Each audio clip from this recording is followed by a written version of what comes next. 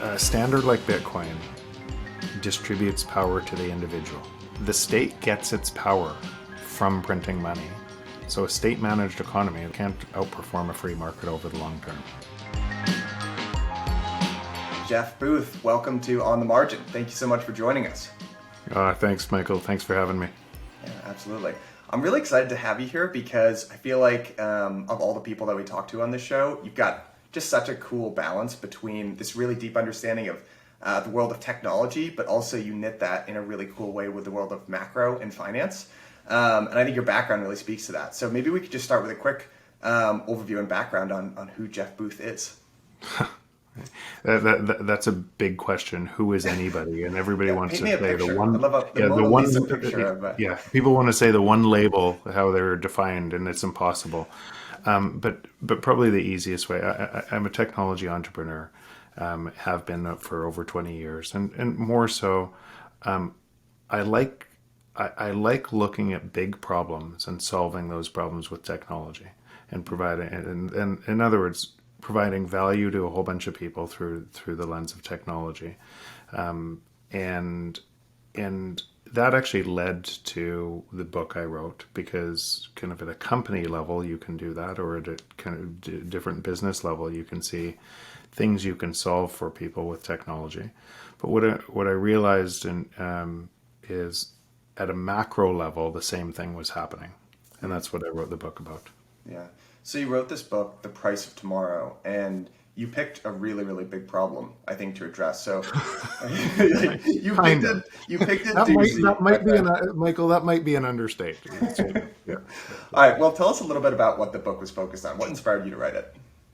So what inspired me to write it was my kids at the end of the day. But I would broadly I saw what they were going to live through if something wasn't done to the entire financial kind of system that we live in today. And so all the technology companies that I'm a part of, you don't put technology into a business to make costs go up. You use technology to remove labor and make it drive more for less. And so it's happening all over the place. You could see it on your phone. You could see everything on your phone getting cheaper and cheaper. And yet we lived in a system that required prices to go up forever. Right. And it didn't make any sense to me. And so I wanted to explore that topic in a really deep way and connect the dots to what was happening, because the rules have changed. And so we have this technology force now in our lives, and that technology force is driving efficiency, and the efficiency gained produces deflation. And that is bumping up against a world which we've always lived in, which requires inflation to thrive. So when those two forces are hitting, they can't coexist. And so, or maybe can't coexist. They can coexist if you drive all power to the state. Yeah. But they cannot coexist under any normal free market scenario. And so all the second order effects, all the derivatives of that, the wealth inequality, the rise of populism, everything that you're seeing around the world today is pretty predictable second order effects of that fight. And it's really, quite honestly, Michael, this is sound like hyperbole, but it's the fight of our lives. It's a really big deal. Yeah. You did this interview with Max Wythe over at Real Vision, I think back in 2018 or something. And I went back and looked at a lot of the comments that came on, and you were saying some very bold things at the time, but now they really aged like a fine wine, my friend. I think you were ahead on a lot of these trends, and a lot of the stuff that you were saying back then we're starting to see more and more now.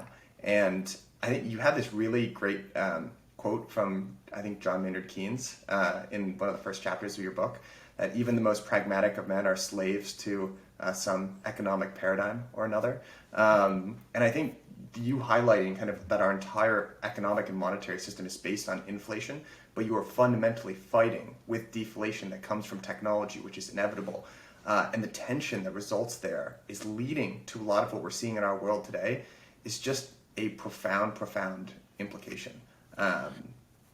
Yeah. And I put up a tweet today, and it's funny that you used to say that.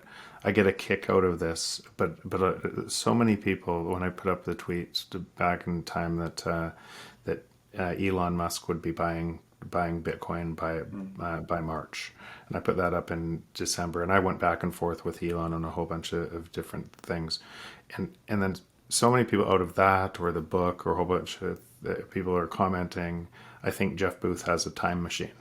And I find it really humorous, but really it's understanding. It's just really understanding the game board, Yeah. and people use historical models to judge where we are today, and they keep on doing it. And they want reference points to where we are, whether it's the Roaring '20s, or whether, and a lot of those historical models are missing how fast technology is moving.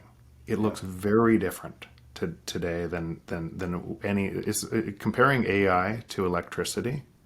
It's just two totally different technologies, and so it's bound people are going to make mistakes. But if you understand the game board, if you understand what we're actually playing with, you can actually see what's going to happen next and what's going to happen after that and what's going to happen after that. At least in a macro sense, sometimes you miss the day-to-day movements or the month, but in a macro sense, it's pretty obvious what's going to happen. Yeah. So let's just start with kind of that first premise, right? That technology drives deflation. Can you just describe a little bit, what is it about the technology today that's really advancing kind of deflationary forces? It's so that people want to look at this in a light switch moment. So that one day we don't have it, the next day we have it, or there's one technology. It's all technologies. But behind that, Moore's law is now doubling of compute power every 18 months, or even extend it to every 2 years, or even extend it to every 2.5 years if Moore's law slows. And at some point, Moore's law will stop and be replaced by a different technology that feels like it's growing that way. But let's just use Moore's law for an example. It's what ends up happening on exponential patterns like doubling of compute power every 18 months. Is you overestimate what it means in the beginning, because you think, wow, this is going to be incredible. And there's this hype cycle of technology. It looks like utopia, or it looks like remember 3D printers 5 years ago? And then you can print and it prints a little plastic widget. And then there's an expectations that just people are confused. And they overhype on expectations. But what ends up happening is it keeps doubling, and it keeps doubling, and it keeps doubling. And then on the backside, just as much as people overestimated the growth, they massively underestimate the growth. And we're on the backside of that exponential, and we're massively underestimating what's next. And then again as technology keeps moving, and the point is, it actually does remove labor, and it gives us more for less. So if you look at people don't buy cameras anymore because the camera on their phone is so incredible. The a LiDAR device that in 2015 MSNBC said LiDAR will never work on cars because it costs $70,000 or something like that to put the LiDAR device on a car, and that's a $5 bill of materials right now in an iPhone. And so that's how much more for less it's come down only in 7 years in just one application. So what's happening is people they think technology is an industry, and technology isn't an industry. It's a base layer of everything we're doing. Everything. Or more and more things are moving onto that base layer, and as those things move onto the base layer, we get exponentially more for less. So I guess the connection there, right, is that that abundance in one way is good, right? Because people are saving money, but one person's spending is another person's income. So as you have these productivity gains that result from deflation, you're also seeing falling incomes and wages, which you've seen across a lot of the developed world over the course of the last 10, 20, 30 years, right? And you brought up this really interesting point, which is this division between capital and labor, and globalization is a really, really big part in, I think, this big deflationary draft. So talk to us a little bit about those kind of ideas. How does that all relate to what you're saying? So again, that's connecting the dots on that is a way more complex than you just said. I'll try to So simplify it. Yeah. yeah, so but what is ending up happening is as you print against that. So these are two completely different systems. One, if you allowed to happen, all prices would go down and they would keep falling. And they would fall and they'd fall and they'd fall. As labor was removed from the market, prices would fall by that amount. And but we don't live in that system. So when you say labor is going down, it's going down in real terms. It's not going down in fiat terms, right? So what's happening is governments are printing against that to try to make prices go up. And asset prices are going up. A bunch of other things are going up, and people are losing wages because the asset prices are going up faster than their real wages. So the rent or the rent is going up faster. The food prices are going faster than their real wages to try to stay in the old system, because there's this belief that we have to have the jobs.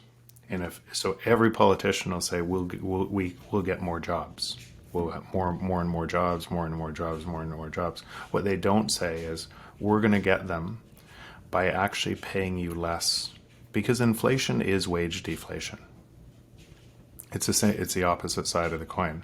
So by manipulating money to get more jobs, you're actually and do it through inflation, you're actually decreasing wages. And that actually, if you think about it, can work for some time. It can slow down businesses taking away that labor because it costs less for that labor component. But it won't stop it. So as you do this more and more, essentially. And if there's pricing pressure on wages, which in some point inflation, you would expect there'd be pricing power on wages, what would a company do? You'd use technology to remove the highest cost labor as fast as you could. So again, they're two totally different systems, and the confusion is trying to measure outcomes of. We're living in one system, trying to measure all outcomes from this system, while a different system competes against it. Yeah, and for me, where a lot of this really clicked and kind of hit home is when you started to talk about inequality, because you got these two very opposing forces. You've got an economic system that needs growth and inflation to be successful and to survive. But on the other hand, you have these really powerful downdrafts, these deflationary downdrafts in the form of technology. And what you see intermediating there is the government that's trying to reconcile these two completely opposing, impossibly opposing forces. And that intervention that the government takes, you'd think that that's helping, but it's actually leading to a lot of the inequality that we see today. So can you talk a little bit more about that? Sure, and let's use it in a really simple example. Or actually, I'm going to back up first. One of the things that took my breath away when researching the book was I knew that this was happening, or I felt that this was happening, and nobody was putting their finger on it. But if technological deflation was moving as fast as I would have thought, then something on the other side of the ledger in the existing system must be trying to stop that at a force that was equal. And so then I started researching, and I realized, okay, there's $250 trillion of debt to run an $80 trillion global economy. And that almost takes your breath away, because you think, okay, how fast do we have to grow to pay back that debt? And and but maybe there's new economies and everything else that could get out of there. But what the smoking gun was $185 trillion of the 250 trillion came in within the last 20 years. And which is predictable if you understand technology is exponentially going this way, and something on the other side of the ledger has to stop it. So now let's look at that into what you said in a really simple example. And so first, I'm sure people with housing haven't done the calculus and said how much would my housing have gone up without $185 trillion of stimulus over the last 20 years, and or can it go up again without another 185 trillion or 300 trillion over the next 20 years? And the simple answer is it wouldn't. You wouldn't have housing run away in those prices. But now let's look at that in what you said, the inequality. Let's imagine for a moment you have 10 houses. I have 2 houses, and a bunch of the population is renting, and they're renting from you and me.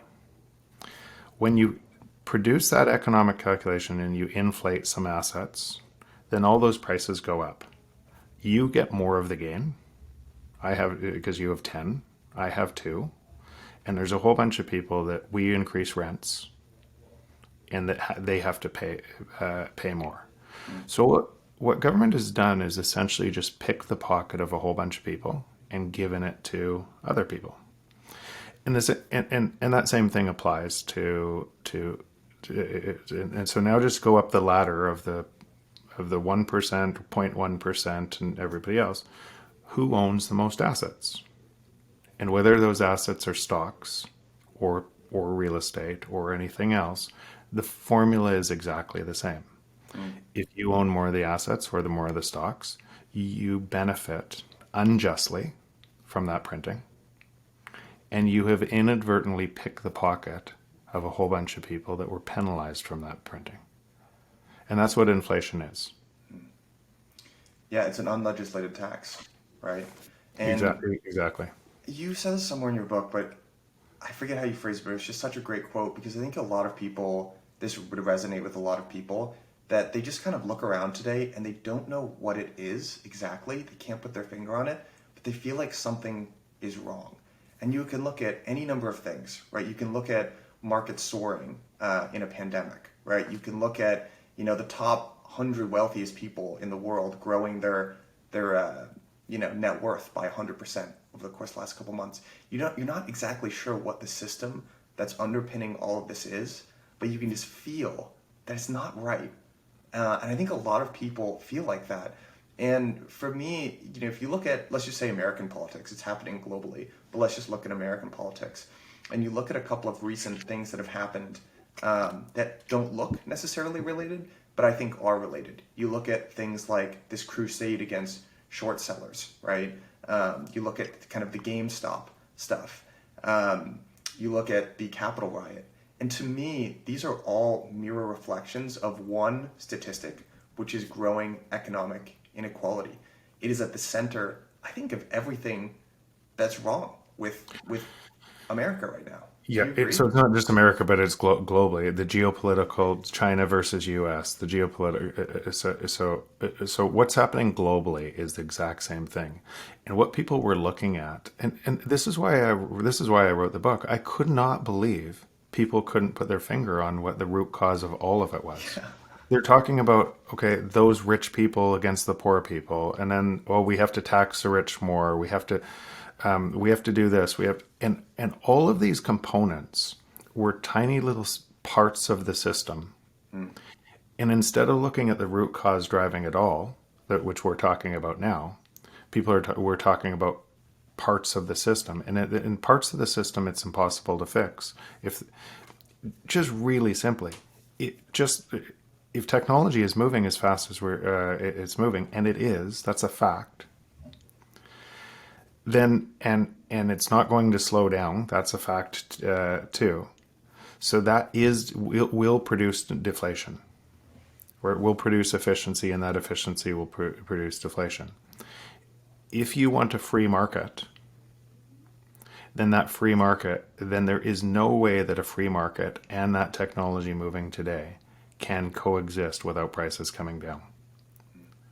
And so anything that doesn't allow a currency that doesn't allow those natural benefits to flow to society through deflation is actually signaling that you want complete government control at some point. Now scratch a little bit deeper on that and say, why do people get confused about this topic, and why do a whole bunch of people vote for socialism or vote for free money and everything else? And imagine you're the person that can't pay. Your rents are going up, your food prices are going up, and you can't pay for anything else. And a charming politician comes and says, it's not your fault, it's those people's fault over there, and we're going to give you free money. You probably vote for them. And so unknowingly realizing that they're creating the same problem, and they're actually dividing, and the only way to solve it is actually create more of a divide. One, something you just said there that reminded me of, again, something you wrote in your book, and it worried me when I read it, was this, first currency wars, then trade wars, then real wars. Yeah. I read that and I was like, oh man, we are 2/3 of the way there. Not great. Can you describe a little bit about what that process is, why things tend to happen like that? Yeah. So what is first currency wars? And so let's just use. I'll use China and U.S., but in the book I've used a number of different ones. Yeah. But China pegs her one to U.S. trade rate. And if the U.S. prints and tries to devalue their currency to gain more jobs, to reduce their labor rate, to gain more jobs, then what will happen is China's currency moves up and would normally move up in price against that, and they would lose those jobs, and you'd have an equilibrium. While China pegs, they'll just print more to decrease their currency. And so you have a race to the bottom, all currencies trying to gain jobs in a system that is moving faster and faster than anyone can keep up with. So now that leads into, how dare you manipulate your currency? I'm the only one who can manipulate my currency. And it moves into trade restrictions and tariffs and everything else. So, okay, we can't solve it with currency because currency is being manipulated all over the board. So let's solve it with trade wars. And I'm going to produce a tariff to protect some of my industry. You do the same, and it escalates and it escalates. And on that escalation, at some point, you get into typically hot wars. And you can, when you see 2/3 of the way there, you can see the rhetoric right now.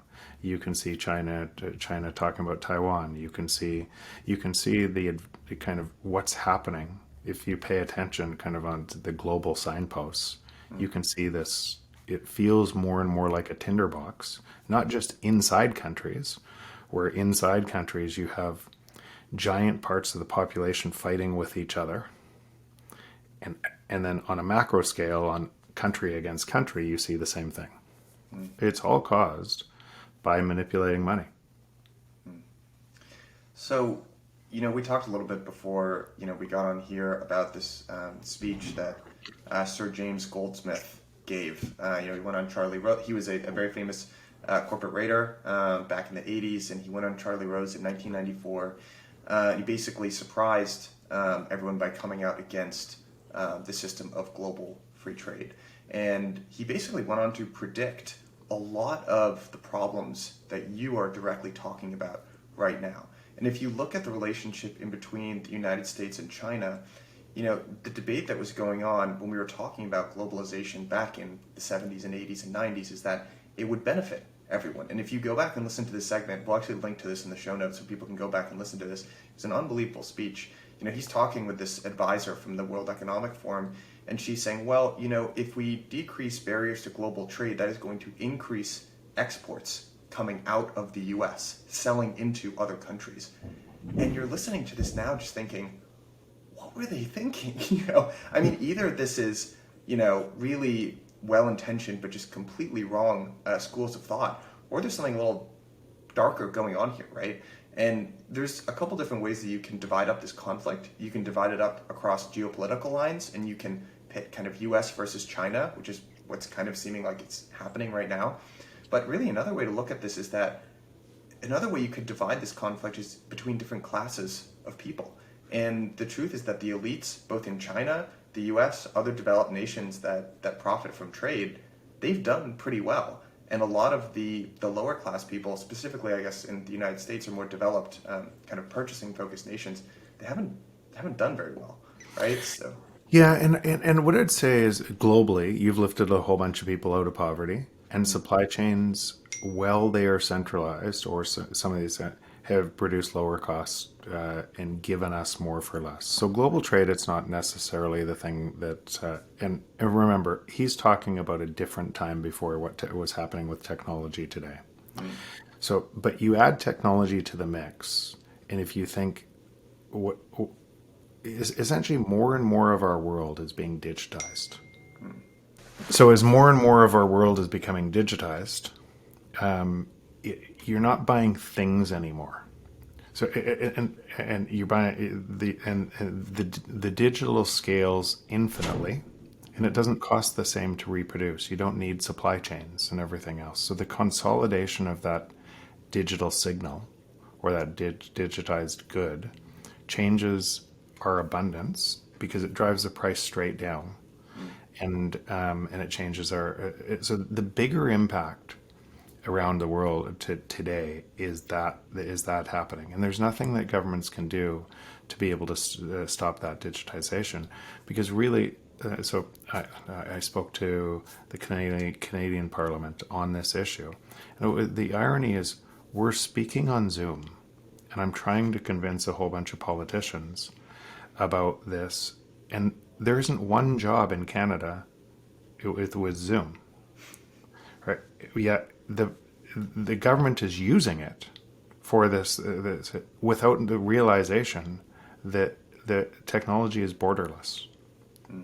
And so, and more of the economy is moving to that. And a really simple example for your listeners would be, or your older listeners, is we used to buy records. Then we bought CDs or 8-tracks or CDs. And you had a whole collection of all these things to listen to your one song. Now and you had to buy all those things. Now for $10 a month, you have unlimited music. More than you could ever imagine. So it's opened up a whole bunch of creators that would have never got seen in the other other thing, and it's there forever. So, but the same thing is happening. We used to take photos, and there was a whole supply chain for photos and a cost and everything else, and you would only take a certain limited number of photos because you didn't have the money to change film over and over and over again, or the time. And now photos are free, and so. But that thing that we're talking about is happening in just about every industry. And so most of the deflation, most of the either benefits of or repercussions that come with fighting that, most of the deflation is in front of us. So how does this period of technological innovation and advancement differ from other previous periods of advancement? Like I think about something like the Industrial Revolution, say, right? Which also theoretically they had the birth of assembly lines and stuff like that. And that should have improved. I would think that it would function in much of the same way. So why was there not more deflation back then? How is this period different from other periods? So the irony is that's where a lot of people are making mistakes by trying to simplify it down to a simple. This did happen in previous periods. And what happened is currencies lost touch, right? And that you changed off the gold reserve, and currencies fought with each other, which was the World War I, World War II, as essentially in that time the electrification of society, but the Industrial Revolution as well.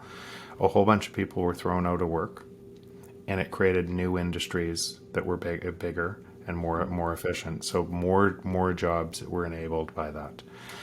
And a lot of people get stuck in going back 100 years or 200 years and looking at these time periods, and think about how long that transition was for society. And now think about what the speed of technology today. It's coming in 1 year cycles, 5 year cycles, that everything is changing on every industry. And so you used to be able to, the world didn't move as fast as it does today. You used to be able to, information didn't travel. You used to be able to even with that, society had to go through wars and revolution and everything else to see your way through that transition in those cases. Today, it's moving at light speed compared to that, and it's not going to slow down. It's going to speed up. And so these transitions that you think about, so like I think about my grandparents and what they would have seen with technology, and it feeling big in their time frame or my parents' time frame, and but it actually happening relatively slowly compared to what it looks like today, where you're having exponential changes. Entire industries completely wiped out in a period of 10 years, and new ones formed with way less labor. Look at the photography industry, something that lasted for 100 years and then gone, right? Or it looks totally different. So that's what's happening today. The speed is something our brains can't keep up. It's so hard to even comprehend the speed of which this is happening. Yeah, absolutely. When you're thinking about deflation in general, obviously technology, as we've been talking about, is a huge impact. Do you ever think about something like demographics, or just we've talked about debt as well, but do you ever think about demographics in terms of how that... So they all contribute. Yeah. It's just, I have a hard time it's not a hard time. I like to talk about the thing that's the most important, instead of all the things that confuse people. Mm-hmm. And so demographics is important. And if you look back in previous models, it was one of the most important. Mm-hmm. But what's happened, if you think about that exponentially moving technology, and I'll do it quickly. I've done it on too many podcasts, but if you fold a piece of paper 50 times on itself, that piece of paper will be from here to the sun. And most people guess it's about 2 inches. And I would have guessed, 2 inches. Yeah, and by the way, I don't say that to say I'm smarter or anything else. What I'm saying is, humanity, everybody misses that guess unless you calculate it out. Our brains, they don't work in an exponential way, right? They don't work that way. Yeah. And that's the more important thing, not the parlor trick of understanding that 50 folds reaches the sun. That's a gimmick. It's to understand what that means. If you have exponentially moving technology that is following that same trend, it's why you misunderstand that. If you guess 2 inches, or to the ceiling, or to the moon, you're orders of magnitude away from, many orders of magnitude away from what it actually does. Mm-hmm. And so if you do that on that, then you're likely to do it everywhere in your life. And we have technology moving at that rate. So now we're on, say, fold 34 moving to 35. And so we're in the steep steps now. And 35 to 36, it's double that. So when we're projecting self-driving cars coming and thinking, wow, and within 5 years you're going to have self-driving, you're not projecting the next step or the next step after that and what this looks like. It's staggering. It's so hard to comprehend. And if you miss that, so if you miss the paper folding, which we all miss, then you're just as liable to miss everything else in your life, because that's the rails we're dealing with in technology today, and it's all around us. It is the base layer. It is becoming the base layer of everything we do, and I'm fortunate to be at the front seat of that. I see this in tons of different companies. I see about 300 companies a year that ask me to be on boards or different things, but a kind of or investor in such. And so you develop a pattern recognition for what's happening. But even in that, I'm often surprised at how fast something's moving. I can imagine. I think one of the best definitions of where it makes sense to apply AI is if you imagine you had endless interns, right? And it's not like AI still struggles with solving really complex cognitive tasks. But what they do really well is just very basic kind of pattern recognition over and over and over. And there's obviously a lot of benefits that come with a technology like that. But you also got to think about now it's thousands of interns that you don't need, right? Or lower paying jobs. And on the one hand, there are certainly benefits that accrue to companies like Google or Facebook that can invest in that. But on the other hand, if you think about what is the overall purpose of an economy, what are we all trying to do here, right? The economy should serve the people. And right now, it seems like we're losing more and more jobs all the time. Yeah, and again, jobs is a bad framework. It's the old framework. Now, I understand what I just said is going to scare people to death. But here's our two choices. Build an economy for more and more jobs, and it'll look very dystopian, because the only way to do that is drive inflation to try to gain more and more jobs that shouldn't be there anyways. So essentially, I'm going to pay people less through that inflation over and over, so they're married to a job because prices keep going higher. And so a whole bunch of people are on this mouse wheel trying to keep up to a system that was created out of thin air just by manipulating money. So you have a whole bunch of people on mouse wheels trying to keep up, and they can't keep up. Also, they can tell themselves, or also they can, I hope I can save enough money so one day I can retire and not work as much. On the other side of that coin, if you just let technology do its job, technology is supposed to save you time. That's why every CEO uses technology. They don't put technology in a business to make prices go up. They do it to save time, to give you more for less. And same in your life, you use technology to save you time, give you more for less. If you allowed that to happen broadly in a free market, everybody would get more for less. You wouldn't have a concentration of wealth. A free market would solve those things as it pushed out. It's the fight against technology that is creating all the second order effects. So to sum up, everything that we've just talked about so far, and then I kind of want to go on to what your solutions are, and specifically I want to talk about Bitcoin and the role that plays. Sure. So, what we've been talking about is the most maybe powerful kind of macro force right now is this huge deflationary force that is a direct result of advancements in technology. At the same time, what we're seeing is we have an economic monetary system that is built on the need for inflation, right? We need people to spend more so that people's incomes grow up and that there's just growth overall. Those two forces are fundamentally opposed. They're incompatible. Completely incompatible with one another. And the problem that we see is governments intervening, right, in trying to force the inflation. And the more that government gets involved, the more unfair the entire system becomes. And that government intervention is actually what's contributing to the income inequality the most, right? And, one thing that you outlined in your book that I really liked was the more that government gets involved, the more that we're seeing the death of real capitalism, right? We're seeing this crony capitalism that looks like it, but isn't really traditional free market capitalism. Can you connect these ideas? How do we move forward from this, right? Because yeah, and this is hard to move forward out of the existing system. Yeah. So when you'll hear we'll tax the rich more. If you taxed today all profits on all companies, every company in the U.S. at 100%, so they didn't make any money. If you taxed at 100%, you couldn't pay the deficit last year. In 1 year, the deficit 6 months of this year so far is 1.7 trillion. 6 months. There isn't enough taxes in the market to pay your way out of it. They're trying to pay their way out of it by creating inflation and making the currency worth less. And then that does what we talked about before. It creates a bigger and bigger problem. So there isn't a way out of this jam that we're in.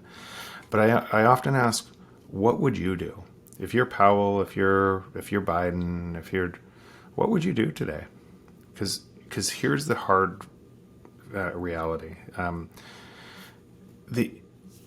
There is no money in the system. It's credit. And so you have this mountain of credit with everybody with an IOU. I owe you this, I owe you this, I owe you this, all the way down to the sand with nothing backing it. Not gold backing it, nothing's backing it. It's just credit. So the IOU is based on trust. Okay, you have the money, I have the money back. And that counterparty risk is all the way down. And there's $130 trillion of negative real interest bonds today. So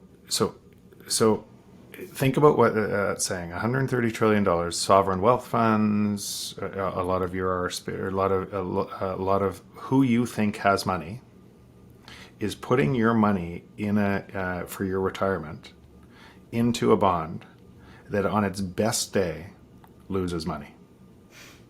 And we know it's going to be way worse than its best day. But that's the risk-free rate of the world. And the risk-free rate of the world, and which is every other economic calculation, housing, everything else is on top of that risk-free rate. And it has high risk today, much higher risk than people realize. And so, but now if you allow deflation to happen, then what happens in the real terms of this is you can never pay it back because prices are going down, meaning the debt is climbing in real value, which means it gets reset. If it gets reset, then every one of those economic calculations, the trust, I owe you this, I owe you this, I owe you this, keeps unwinding and keeps unwinding all the way to the ground. Every bank is on top of that system. Every financial institution, all governments are on top of that system. How do you keep the street lights on? That's the system today, and everything is pinned to that system. So I know fully well why we at all costs put my head in the sand and try to get out of this.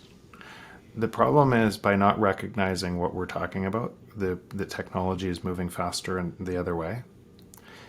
You're not having really intelligent conversations about, okay, these are huge problems. You're having it's always worked this way, so it has to work this way forever conversations. You're having Blockbuster adding candy aisles to their stores rather than understand that technology is reducing the costs and allows Netflix to do a different job. And so that's what's happening in the existing system, but I do totally understand why they're trying to stop deflation at all costs.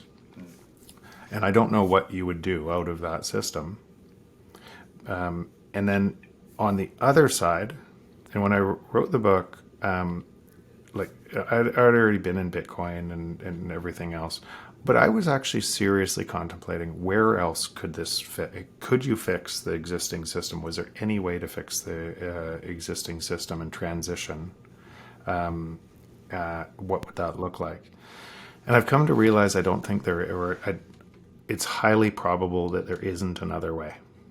And so Bitcoin is a forcing function to that other system. And I think if the Bitcoin happens at a slow enough pace, that it is the best way for humanity to transition to a new system because technology moving today requires a currency that allows for deflation.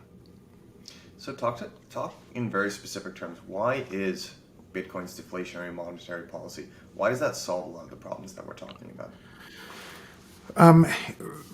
Concretely, because it forces the free market to work.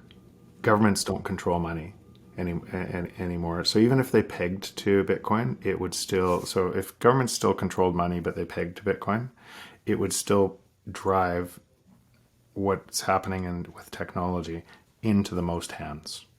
Because if governments manipulated that by too far on their own currency, their own currencies would fly into hyperinflation, and then they would crash and they would go. But Bitcoin specifically, because it doesn't allow for manipulation, and if you don't allow for manipulation, then the abundance gained from technology is most broadly distributed, just on the free, and it allows the free market to work. Yeah. And I guess, one of the points that we didn't really talk about was this inflation. Inflation doesn't happen evenly, right? There's CPI inflation, but really, and we haven't, seen much of that, but really where there has been a lot of inflation is inflation in the price of financial assets.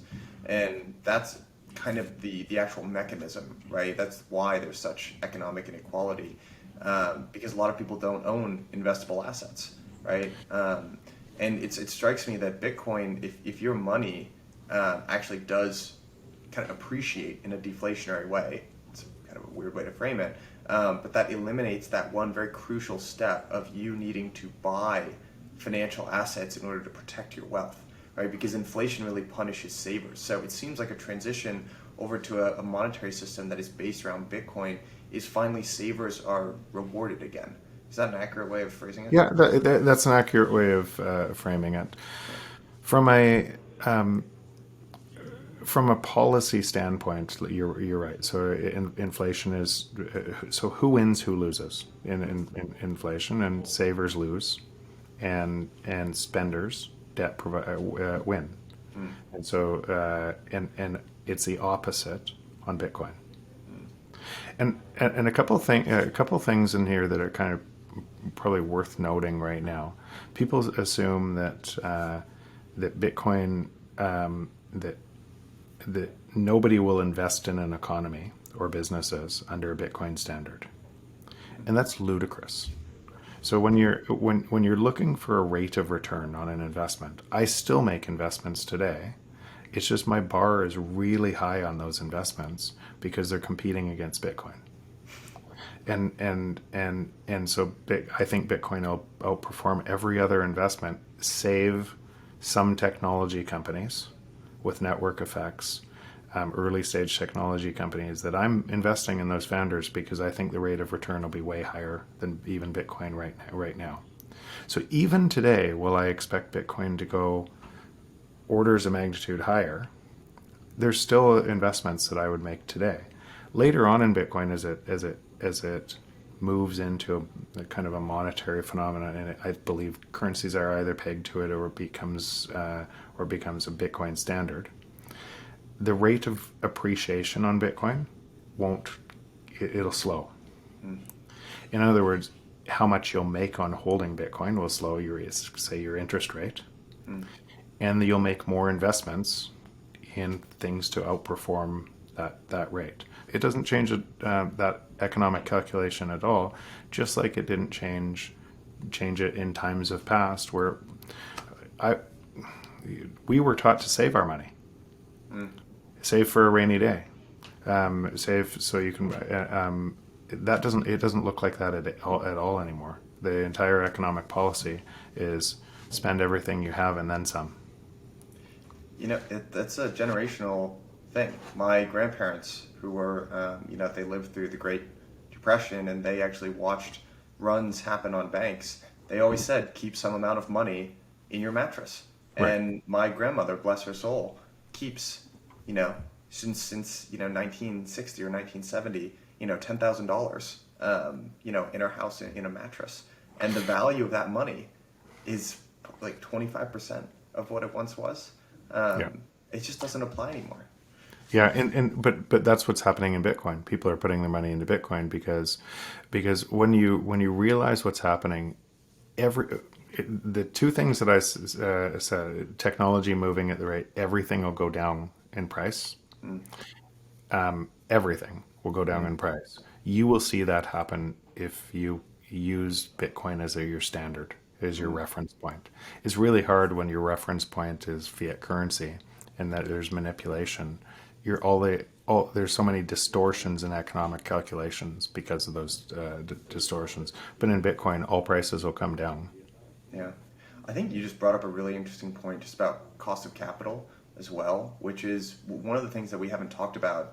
A negative externality of this system of currency debasement is just a misallocation of capital, right? If your hurdle rate is zero, there was a great anecdote, I can't remember what podcast I heard this on a long time ago, but there was this VC at a conference kind of bragging about, hey, well, now our cost of capital is much lower, so we can make, these types of investments that we couldn't have made before.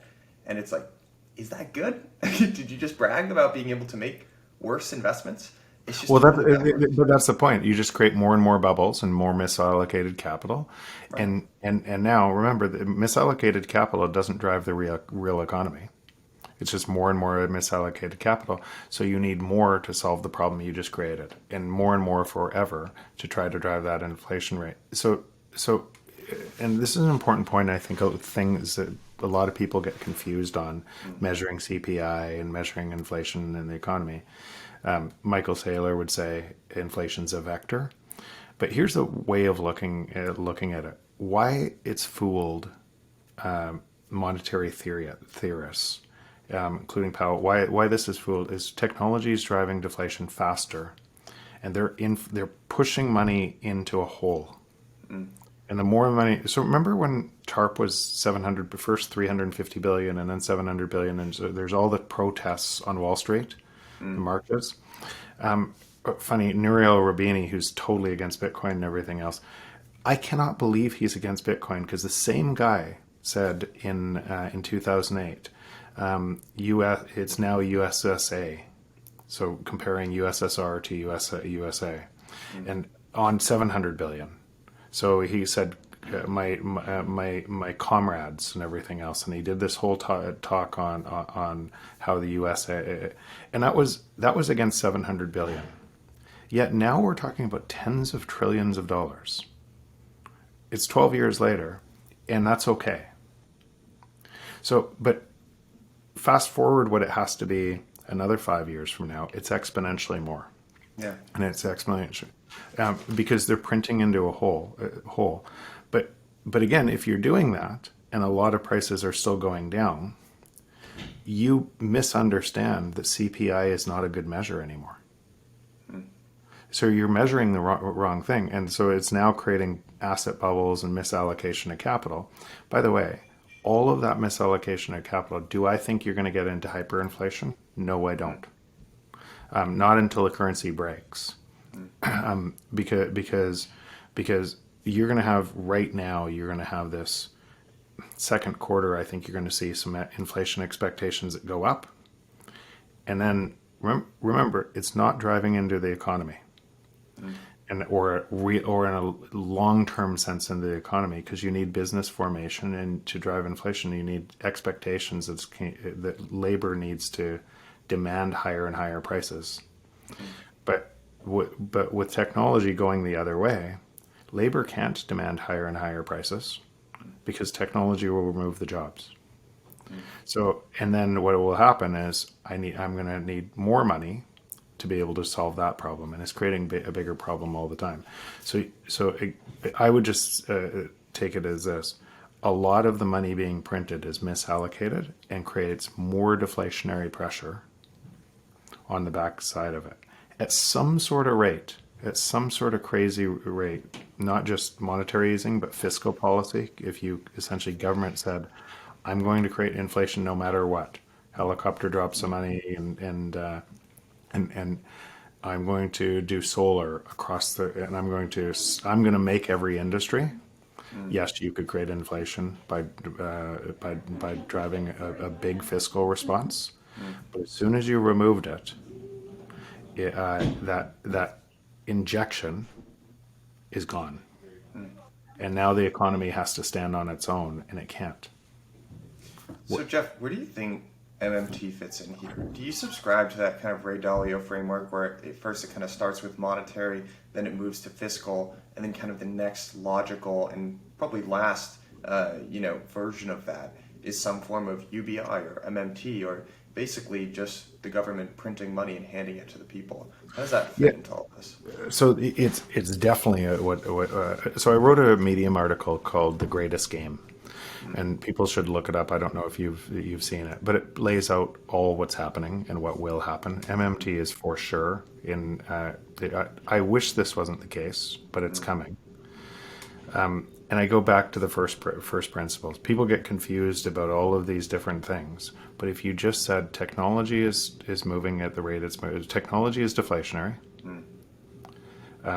then if you try to stop that, no matter how you try to stop that, you're going to concentrate more and more power in the hands of the state, and it's on it, and it keeps on concentrating until you don't have a free market anymore, and you get into authoritarian dictatorships. He who controls the money controls everything else. And so, unfortunately, that's where we are. And MMT is a path to that. They're two different systems. But yes, MMT is very highly likely on the roadmap where we are right now. And then, kind of final question here for you before we can, I know we're drawing near the end of our time, but how do you see, there's kind of a game theory perspective here as well about Bitcoin represents this new monetary system. It's very distinct and separate from other monetary systems that other kind of countries have set up, right? And you saw recently maybe Peter Thiel call Bitcoin and the euro, which was left out, but he kind of called Bitcoin a potential Chinese financial weapon against the United States. How do you see, if a Bitcoin monetary system is the future, how do you see other countries adopting it, and who does it benefit? So number one, I think Peter Thiel unfortunately said that, and it was misconstrued. I think he was trying to put pressure on the U.S. government to take a hard look at getting into Bitcoin earlier. And so I don't see Bitcoin as being a financial weapon against, so the Chinese would use at all. And I'll tell you why. And it's really important. Right? Bitcoin, a standard like Bitcoin, distributes power to the individual. It puts the individual in control instead of the state. The state gets its power from printing money and fooling a whole bunch of people that they can create an economy, and they punish some people, and so a state-managed economy, look at USSR or look at China, can't outperform a free market over the long term, because you're essentially saying, here's a couple people with decision-making authority over everybody, and you get more and more people wanting to be into that club, because they get more money from being in the club, so the state gets bigger and bigger and bigger, and that's how you gain control.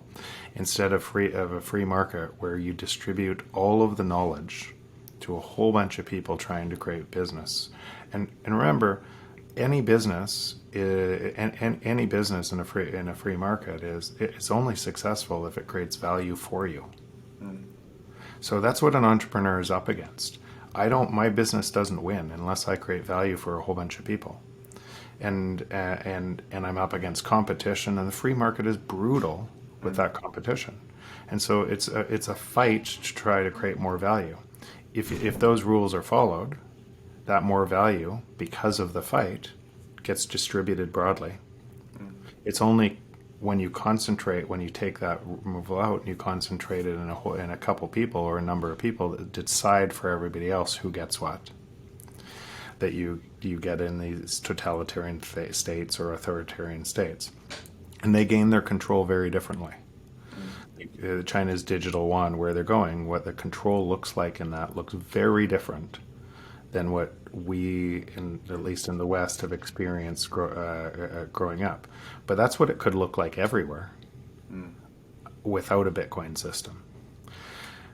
So that is the fight of our time, right? But if you just go back to what you asked, there's no way that the Chinese government is going to enable Bitcoin because it removes their power. It's quite the opposite. It's why the U.S. should, because the U.S. was founded. Now, I realize it might look different today, but the U.S. was founded on individual rights and freedoms, and Bitcoin is the perfect currency or monetary standard to allow that to happen, not just in the US, but globally.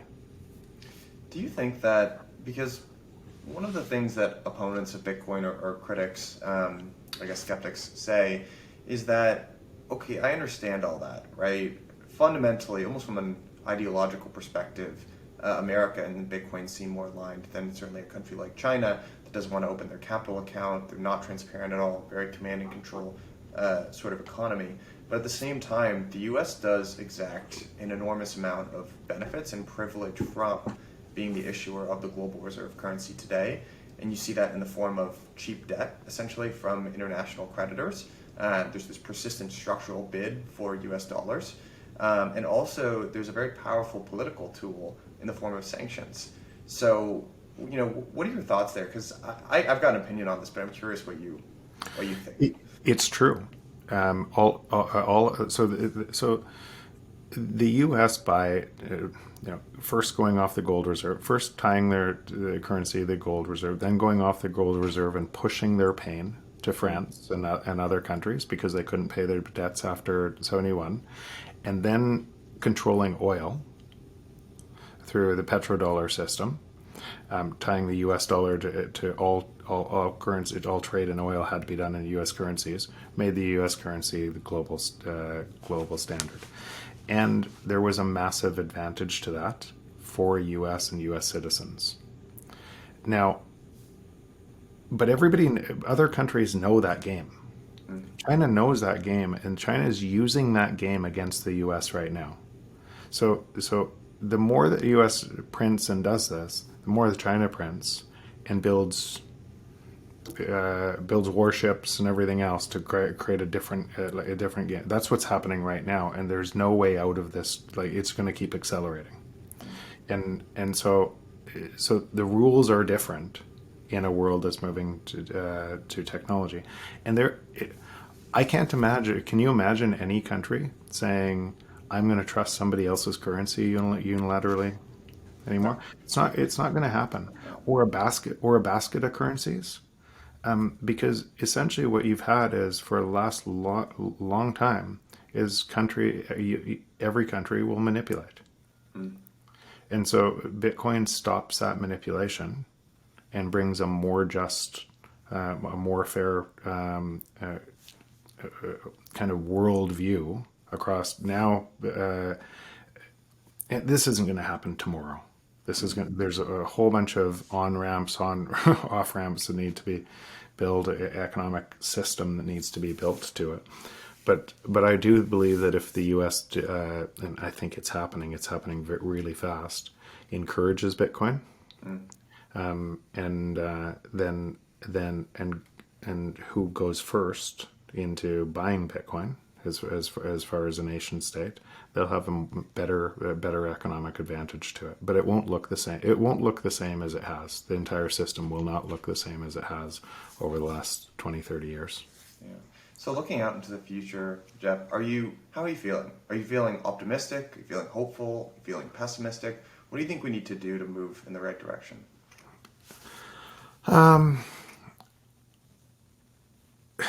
So I'm going to detach this right now from kind of what I feel, because sometimes when I see the entire system, I'm feeling pessimistic. I'm feeling really optimistic for a whole bunch of people in the Bitcoin community, and how smart, how creative that is, and ideally, that change kind of imposing itself on a new world order over time. But I feel optimistic on that.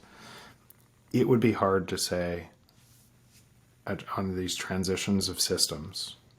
These transitions between this system that we've known all our lives to a new system, they're painful for humanity. They're painful for society, and so it would be hard to say that that's hopeful.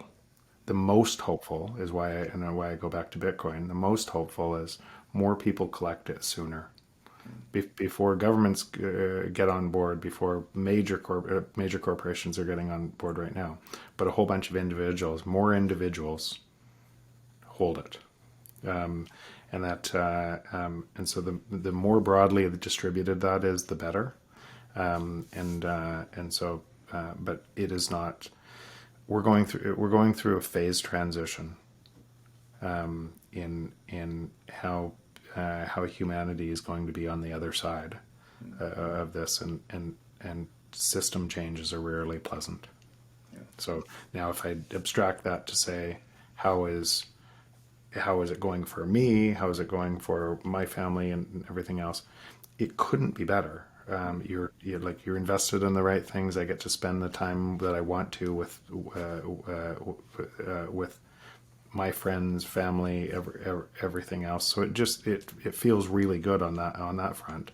Just if I compare the system and what people are going to go through,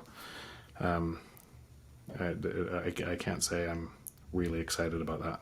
Yeah. All right. Well, hopefully it's not one of the worst transitions that we've seen in history, but I agree, it does feel like change is coming. Jeff, thank you so much. So just before this change, Michael, before something like Bitcoin was always reset through war, always. Yeah. And my hope is it doesn't have to be reset through, and kind of the winner of the war reset the currency on and effectively said, trust us, this time we won't abuse it, and always abuse and always ended up abusing it, right? Trust us this time. Yeah. And so that's what I don't want us to go through. That's what I'm scared that we will go through. But Bitcoin provides the best hope for not going through that. And you know what? On to end on a truly optimistic note, if you look at something like America, right? To draw a bit of a stretch comparison here, but the reason why America as a country was exciting is it was a big step forward in governance. There was a peaceful transition of power between political parties. That was a huge. We take it for granted now, but that was the big innovation that America was built on. And if you look at something like Bitcoin, it's a big innovation in terms of governance, just from a money standpoint. So really, on a really hopeful way, we've talked on the show before about how Bitcoin is politically neutral, but it does have the ability to be a big step forward in terms of governance, and maybe this time is, wow, famous last words I'm about to say, but maybe this time is different. Maybe this time is exactly what you're supposed to say. Awesome, Jeff. This has been great. If people want to figure out more about you, read The Price of Tomorrow, follow your thoughts, what are the best ways to do all that? Probably Twitter is the best place to find me. Just at Jeff Booth on Twitter. Cool. All right. Definitely follow Mr. Jeff Booth. This has been a ton of fun for me. Thank you so much for coming on. We'll have to do it again soon. You bet. Thanks, Michael. Appreciate it. Thanks, Jeff.